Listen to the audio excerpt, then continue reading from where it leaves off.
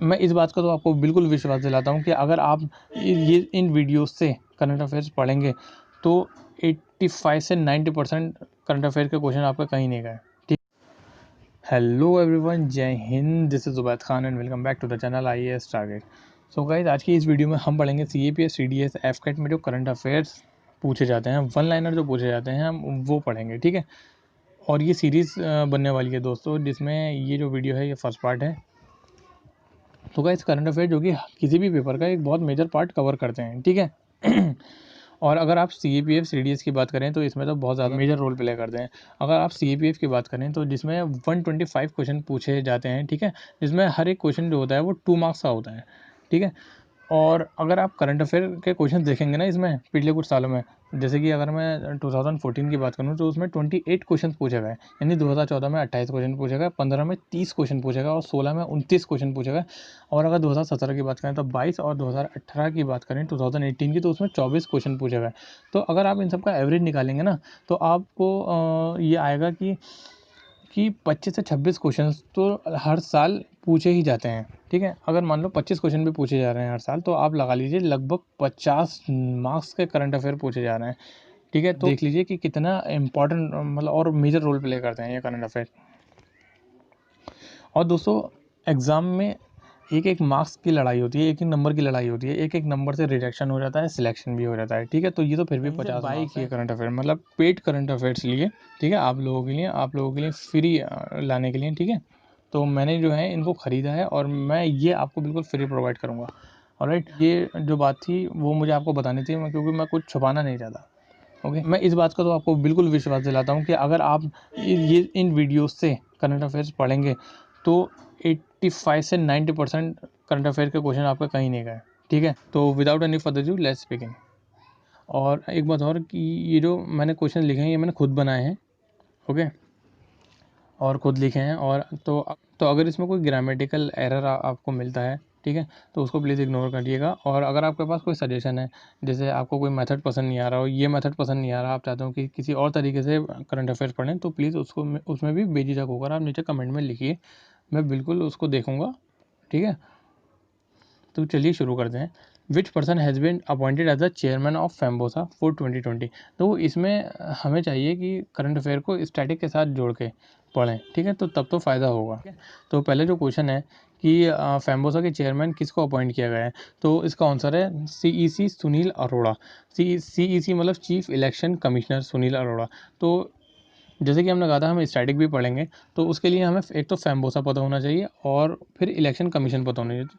ठीक है। तो सबसे पहले हम इलेक्शन कमीशन के बारे में पढ़ते हैं।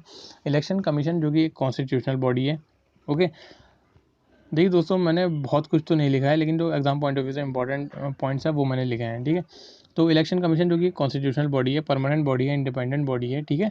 और ये जो आती है कॉन्स्टिट्यूशन में आर्टिकल 324 में इसका जिक्र है। आर्टिकल 324 में कहा गया है कि ये जो इलेक्शन कमीशन इलेक्शन कराएगी, किसके इलेक्शन कराएगी, किसकी रिस्पॉन्सिबिलिटी है, पार्लियामेंट के इलेक्शन की रिस्पॉन्सिबिलिटी, स्टेट लेजिस्लेचर के इलेक्शन कराएंगी, प्रेसिडेंट के जो इलेक्शन होंगे प्रेसिडेंट को अपॉइंट करने के, वो इलेक्शन करवाएगी इलेक्शन कमीशन, और वाइस प्रेसिडेंट के इलेक्शन करवाएगी। ठीक है। अब प्लस इसमें मेंबर्स कितने होते हैं ये भी क्वेश्चन पूछा जाता है। तो इसमें 3 मेंबर्स होते हैं। एक तो चीफ इलेक्शन कमिश्नर होता है। ठीक है। और 2 इलेक्शन कमिश्नर होते हैं। और इन तीनों की जो पावर होती है, ऐसा नहीं कि चीफ इलेक्शन कमिश्नर की पावर ज़्यादा होगी इन दोनों से या इन दोनों की पावर कम होगी, नहीं, ऐसा नहीं है। इक्वल पावर्स होती हैं, इक्वल सैलरी होती है, और तीनों के अलाउंस जो मिलते हैं तीनों को वो भी इक्वल मिलते हैं। ठीक है। और ये जो होते हैं ना इक्वल पावर, इनकी पावर और सैलरी, इनके अलाउंस, इनकी सैलरी और अलाउंस, ये सुप्रीम कोर्ट के जज के सैलरी और अलाउंस के बराबर होती है। ठीक है। और अगर हम इनके टेन्योर की बात की जाए तो इनका ये लगभग 6 साल के लिए अपॉइंट होते हैं, या फिर 65 जब तक इनकी एज हो जाती है, जब तक के लिए। ठीक है। और इनको अपॉइंट कौन करता है, ये भी एक अहम क्वेश्चन है। तो ये प्रेसिडेंट के थ्रू अपॉइंट किए जाते हैं। देखिए, ये भले से ही ये प्रेसिडेंट इनको अपॉइंट करता है, लेकिन ऐसा नहीं है कि ये प्लेजर ऑफ प्रेसिडेंट वर्क करते हैं। प्लेजर ऑफ प्रेसिडेंट का मतलब ये होता है कि प्रेसिडेंट जब चाहे इनको रिमूव कर दें, नहीं, उसके लिए एक प्रोसीजर है। ठीक है। सुप्रीम कोर्ट के जज को रिमूव किया जाता है, रिमूवल प्रोसेस है, वैसा ही इनका है। ठीक है। और सबसे मेन जो है वो ये है कि क्या इनको जब इनका जैसे टेन्योर पूरा हो गया, 6 साल इनको पूरा हो गया या फिर 65 एज इनकी हो गई, उसके बाद ये किसी और ऑर्गेनाइजेशन में जाकर अपनी सर्विस दे सकते हैं? तो नहीं, ये रीअपॉइंट नहीं हो सकते। और अब बात करते हैं फैम्बोसा की, ये भी हमें पता होना चाहिए। FEMBoSA forum of election management bodies of South Asia. Okay, South Asia का है ये, और ये इस्टेब्लिश कब हुई थी, ये भी क्वेश्चन आ सकता है कि इस्टेब्लिश कब हुई थी फैम्बोसा। तो ये इस्टेब्लिश हुई थी न्यू दिल्ली में 2012 में, मई में, ठीक है, मई 2012 में इस्टेब्लिश हुई थी। कौन से कॉन्फ्रेंस में? थर्ड कॉन्फ्रेंस हुई थी किसकी? Heads of election management bodies of SAARC countries की। सार्क कंट्रीज़ की जो heads of election management bodies हैं सार्क कंट्रीज़ की, उनकी थर्ड कॉन्फ्रेंस हुई थी जिसमें इसको इस्टेब्लिश किया गया था, फैम्बोसा को। ओके, अब स्टैटिक पोर्शन के हिसाब से हमें जो क्वेश्चन पूछा जा सकता है वो पूछा जा सकता है कि सार्क के बारे में। सार्क क्या होता है? तो चलिए सार्क के बारे में पढ़ते हैं। यहाँ पे मैंने लिखा हुआ है, सार्क की फुल फॉर्म पढ़ते हैं, south Asian association for regional cooperation. देखो इसके नाम से ही हमें पता चल रहा है कि साउथ एशिया के तो कुछ होगा, ठीक है, साउथ एशिया की जो कंट्रीज़ होगी या फिर कुछ तो होगा साउथ एशिया का। इसका जो हेडक्वार्टर है वो है काठमांडू, काठमांडू नेपाल में है, ठीक है। और सार्क इस्टेब्लिश कब हुई थी? तो सार्क चार्टर 1985 के थ्रू ये इस्टेब्लिश हुई थी। कहाँ पर हुई थी? ढाका में हुई थी, ठीक है। ढाका कहाँ पर है? बांग्लादेश में है ढाका। ओके, और सबसे मेन क्वेश्चन जो पूछा जाता है, बार बार जो क्वेश्चन पूछा जाता है वो पूछा जाता है कि इसके मेंबर्स कौन से हैं, कौन से नहीं हैं।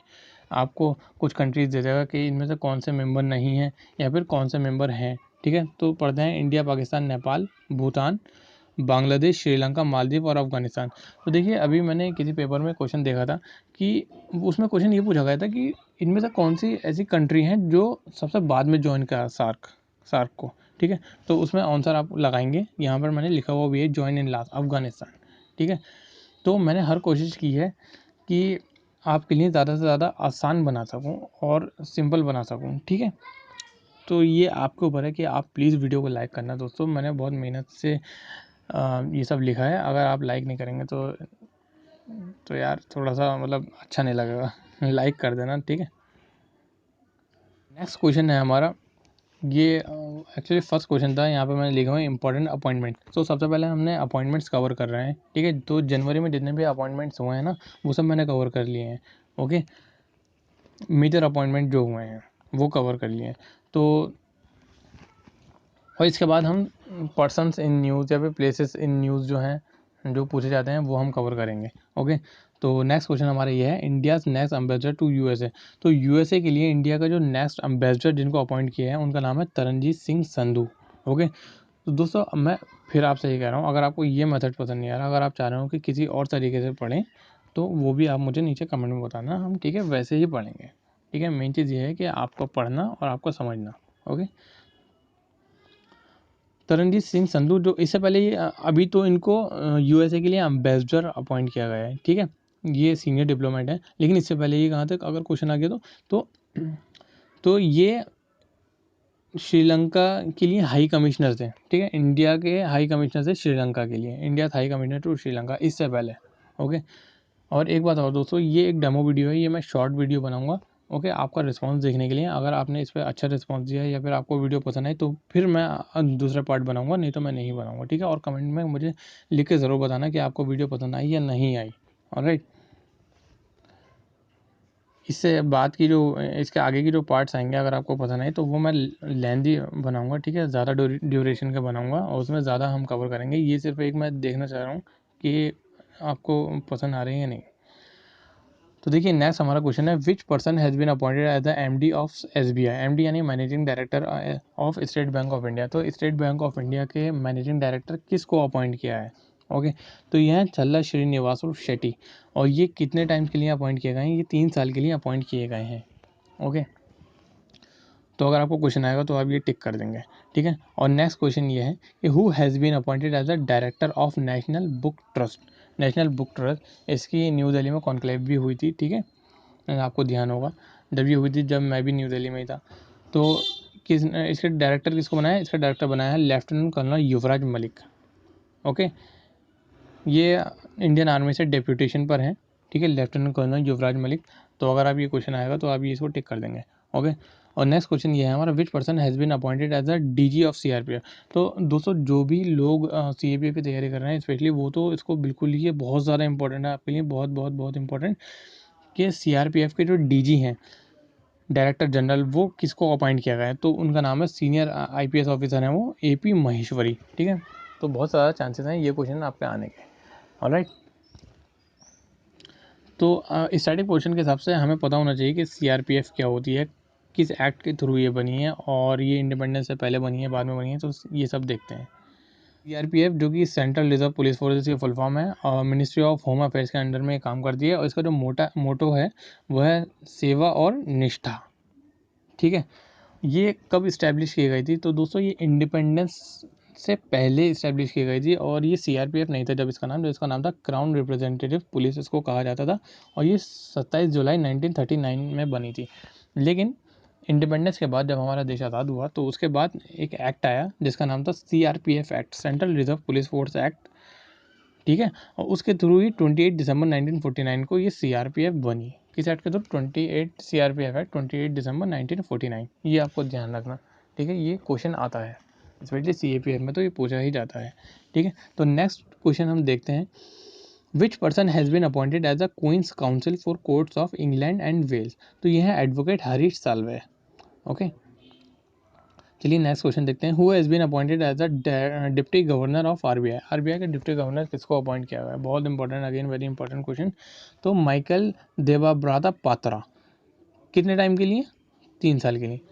ओके, तो गाइस अगर आप कहेंगे कि इसकी पीडीएफ को, तो पीडीएफ में भी पीडीएफ भी मैं कमेंट में, अगर आप कहेंगे तो मैं सेंड कर दूंगा। ठीक है, कमेंट में डाल दूंगा अगर आप कहेंगे तो।